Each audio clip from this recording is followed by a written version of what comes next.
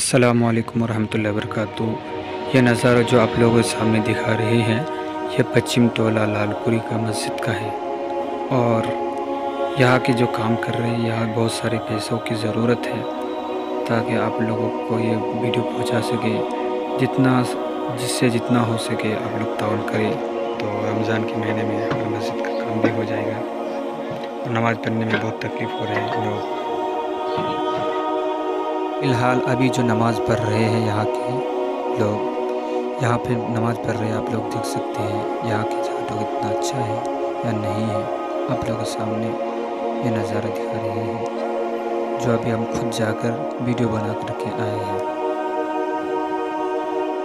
खास करके मस्जिद के खातिर जितना भी हो सके आप लोगों से ताउन करें ताकि मस्जिद हमारा जल्दी बन सके। और जहाँ तक ये भी वीडियो चले, आप लोग कुछ भी पूछना है तो हमारा पर्सनल आईडी में या हमारे नंबर दे देंगे, वहाँ से आप लोग रब्ता कर सकते हैं। बस और जो वहाँ के हमारे भाई शमशाद भाई है, उससे आपका नंबर दे देंगे, उससे भी बात कर सकते हैं। जितना ज़्यादा हो वीडियो को शेयर करिए और दूसरे तक पहुँचाए ताकि वो भी सवाब-ए-दारैन हासिल कर सके।